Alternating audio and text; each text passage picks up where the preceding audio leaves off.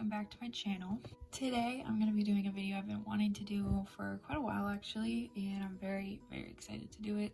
Today I decided I was going to do my tips for alcohol-based markers because I've been wanting to do this for a while, and I've been wanting to just get all this information out. So I'm finally going to do it today. So I rearranged my desk so I have a lot more desk space, and I'm using my little tripod today because I don't really need it and I didn't feel like setting up my big tripod. So maybe next video I'll do a desk tour because I really want to show my desk, and it's clean right now, surprisingly. Yeah. So I'm going to be talking about alcohol-based markers, like I said.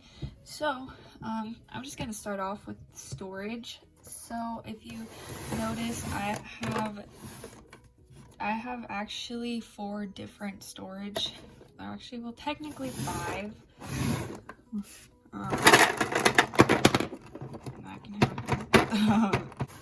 So I'm going to move that back. I actually have 5. 1, 2, 3, 4, 5 different storage things holding my markers because I have too many. Also, I'm trying my best to get the Ohu pastel set, but when they restocked after Christmas, I hadn't checked Amazon that whole day, and when I did, it was at midnight and there was 13 left in stock, and I was like, I'll just worry about it in the morning. And by the time I woke up, they were out of stock, and now they're saying on their website they're restocking in early January, I believe. So I'm going to be checking that pretty often, and I'm trying to get my hands on those because I really want them. But yes, so I'm going to go over my storage for all my markers. The one big thing, my biggest thing, is that you should store your markers horizontally. That is my biggest pet peeve when people are storing their markers like this. I store all of my pens. Okay, my pens and stuff aren't really aren't horizontal, but when I store them, for example these, I have them all tipped down. So basically, if you stored them like this, eventually over time the ink in this pen would go all the way down here, and it's gonna have a shorter lifespan. So I think it's just better to store them see, all of my pens in here are stored with everything down, so the ink stays down at the tip, so it will work fine. But with markers, especially dual tipped, obviously they have 2 tips. So in order to keep them from not going one way or the other, you should really store them horizontally. I mean, I don't know. I personally, I just like storing my markers. If you really wanted to store them like this, you could. Just know the risks of it. Why did I open this? Just know the risks that you can take by storing them like this, by ruining the ink. It will literally just set. Oh, Bella's making her appearance. I personally advise to store them horizontally so the ink kind of stays in the middle and it doesn't go to one side or the other, but that's just me. My different storage solutions, so I have 2 different types of solutions. I'm gonna pull this one over here because this is the one out of frame. So I have 4 of these thingies. So I have 2 right here. These are, I'll just kind of move, I guess. So I have 2 of these holding my 120 marker set. I have 1 holding half of my skin tone set. I'm gonna be rearranging these pretty soon because I actually will not have enough room if I get the if I get the pastel tones, because that's 45 markers and I only have 43 spaces, so it's kind of a, yeah. But these are just tiered Oh yeah, I also have this one. These are holding most of my Copic Chows. There's still like a little right here. I have 2 colorless blenders in here also, and an extra Copic marker that's not mine. And then the rest of my skin tone set. But these are the, you can't see them. The markers I have in here from Ohu are the ones that are duplicates of my 120 set. But I'll probably be moving those. These ones were really cheap. They were only like $8. So that's why I think I got like 3 of them at one time. And that's when I got my Ohu markers, and I realized I could just get another one and put have that one for my Copics. So I just got another one like a week ago, not even a week ago, like three or 4 days ago, to hold my skin tone set and other sets I might get. And I think they're really nice. The only thing is that since it is like tiered, the markers are a little too heavy and they'll lean, and especially in my one, they'll do that. So I have to be very careful because my markers have fallen out a lot. And they'll just kind of like start popping out. But I mean, it was like $8 and it's pretty good for that. Oh, also these ones hold 60 markers, and they can also hold other art supplies. I just have them for markers. When I first started collecting my Copic markers earlier this year, or well, early in 2020, it's not 2021. Once I think I had about half of this filled when I actually got it. I had different storage solutions, but I finally got this one. This one was way more expensive. It was about $25, and it holds 72 markers. So these are where all my Copic sketch markers are, and just a few of my Copic Chows. Again, the rest of my Copic Chows are in the other storage thingy, and I really like it. I just knew that I knew when I got my Ohu markers, I was not gonna buy another one of these because that would be like a lot of money. So that's it for like my storage solutions. I want to really talk about the colorless blender. So I want to talk about the colorless blender real quick. I'm gonna grab this marker and I'm going to put that down. So a common misconception with the colorless blender is that it will blend 2 colors together. It does not. The colorless blender is literally just colorless alcohol ink. So when you use it on top of your colored markers, it's going to desaturate because this is a lighter color. If you didn't know, if you were to I'll just take these 2. So I'm gonna lay down this color, and that's a pretty dark color. And because this is a lighter color, it's going to desaturate it. Can you see that? I don't know if you can actually see that, but it's definitely being desaturated. But that's just because light going on dark, the light is trying to shine. The light is trying to show up, so it's desaturating the actual ink. So when I see a lot of people trying to, actually I'll just continue using these ones. They try to, oh, this marker's going empty, actually blend using the colorless blender, which doesn't work obviously because it's just gonna desaturate both of the inks and not really blend it together. Like, I mean, yeah, it's blending, but it is also creating like little pockets of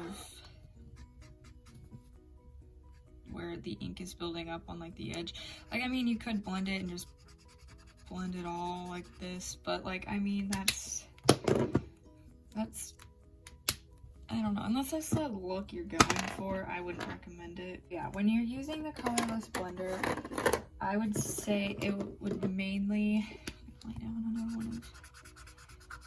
It should mainly be for like details. Like, for example, if you wanted, you could do like patterns with the colorless blender.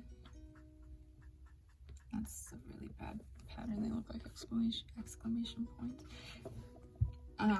You can do that, or let me find a pen. If you say you're working on a drawing and you're coloring, and then you accidentally color outside of the lines. Most of the time, colorless blender will be able to actually desaturate the ink a little bit. Like, I mean, it won't make it completely go away, but if you layer it enough, it will it'll fade away to the point where you could probably just cover it with like a white gel pen. It's pretty nice. I don't know, I don't really use it for that. I barely use the colorless blenders. I've seen a few people, like when they actually get like the Yahoo set, because Yahoos come with a colorless blender, they'll try to do like the whole blending with it, which again, you can do if you wanted to, but I wouldn't recommend it. I'm gonna go right into my next tip, which is blending. Blending with alcohol-based markers is what makes alcohol-based markers so nice. I don't really know what colors I want to use. I'm trying to find like, trying to just look. But the beauty of alcohol-based markers is that you can blend between two colors. I think I would go with like these two. And I think it's just a part of like the ink. So I would recommend putting down a base, putting down your second one, and then working back and forth. I just took the lighter one, blended at the seam, and then you can go back even if you want to darken this up. But it's literally just like a back and forth process, and I would really focus like right at the line where you first started. This is not a very good example because these colors are very similar when you actually blend them. I don't know what colors to use. I'm just gonna try to blend with these.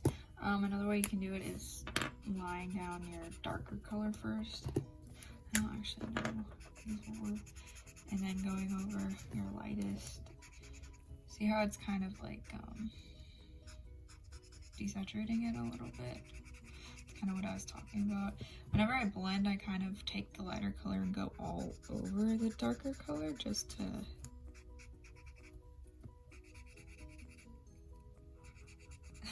just to kind of make it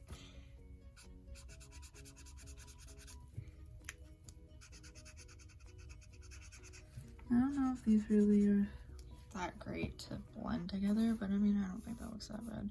That just looks like one solid block of color, so that's why I decided to.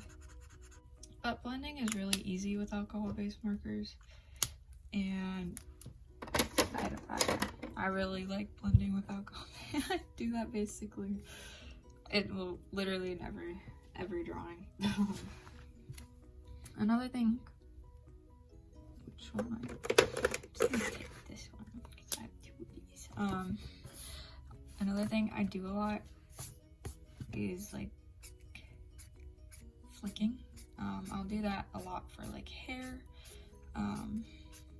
So like these are kind of just different brush pattern stuff. So I do this a lot for hair, like I just said, and I don't know. And then it kind of just creates like a highlight, and all you do is like start somewhere and just flick your hand up, kind of like twitching. Like your hand just kind of. Obviously, there's like the completely going over. To get like a good coverage, I would recommend going one way like this, and then going the other way like that, so it kind of is just like an even patch. I don't know. I don't know a lot about alcohol-based markers. What are we doing, fella?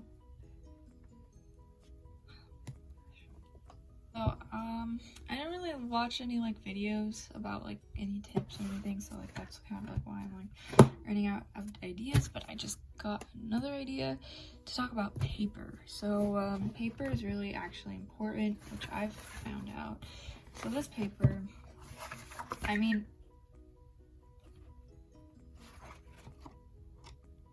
what's that? No idea what that was. This paper can hold it actually pretty well. Yeah, it's actually from last video.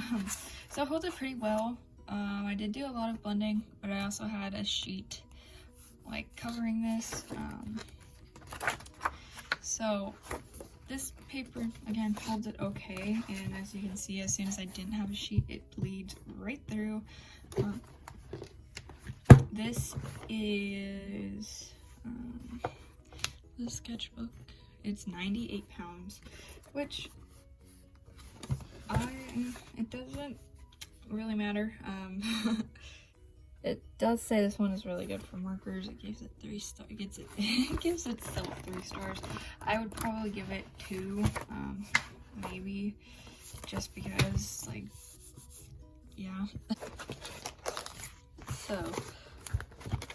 what I recommend the most is marker paper. So there are a lot of different types of marker paper. I personally use this one. I use the Winsor & Newton one. This one, okay, let me just say, there's a lot of brands that market their paper as marker paper. Sure, it may be marker paper, but there's only certain ones that will actually be like I don't there's only like a few that actually like have good marker paper, I would say. This one is bleed proof, and because it has a special coating on the back to where it just doesn't bleed through, and you'll be able to tell which side it is because on the back, if you try to color, first of all, it won't, like, it just go everywhere and it doesn't sit very well on there. But when you color on the front, like I'm going over this a lot, like that, there's no bleed through. It comes and sits basically right on top. And the first time I used it was a little scary because with one layer, like I just did, it does the same thing, and I was like, oh no. And I didn't put anything under my desk, and I was very scared that it wasn't gonna work, but it did, and I really enjoy it. Another good thing about marker paper is that it makes it really easy to blend. One tip I would recommend, I think I've talked about this before, is if you're going to use marker paper, I would recommend going with your darker color first, because if you run the chance of that happening, which I don't think you could really see, since this is very thin paper, it is 20-pound paper, it's basically printer paper with bleed stuff on the back. This doesn't dry very fast, and that's a good thing when you're blending. So you want to be really fast when you're blending on marker paper, so you can see there. But when you start to kind of like, I'm just going to do an example right here. So I'm starting with my lighter color, then adding to my darker color, or adding my darker color, and then I go to blend it out. It kind of just this will pick up the marker that I already laid down and kind of swoosh it around. I don't know if you can actually see that, but where it's still wet, it will kind of just move it around. It's a pro and a con, and you kind of have to just work with it. Because luckily on this paper you can do a lot of layers, but yeah, you just have to be wary that if you try to blend 2 colors while one is still wet, it's just gonna kind of make a mess. I had to learn that one the hard way, but all in all, I really do enjoy marker paper, and it's really, I just really enjoy it. Like, this is actually my first thing I did with marker paper, and then I did this. I'm gonna talk about this one. Yeah, I do a lot of like my drawings or like finished drawings on that. I really recommend marker paper, and I think it does help a lot. Other paper that I have is this cardstock. I have this cardstock. I don't know what size it is. I think it looks like printer paper, but it's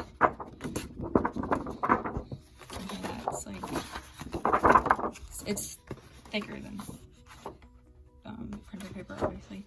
I haven't really tested markers on this, but I've heard other people use cardstock, so I got some. I did draw this. I did actually like put it on marker paper because I didn't want to ruin this one. I haven't tested this paper out yet, but I'm pretty sure it can hold it. I don't know. Yeah, I don't really use any other paper. I have used like my Elo sketchbook. That's basically the same as this. The Elo sketchbook is like 122 pounds, I believe, as opposed to 98. But again, it doesn't really matter what the pound paper,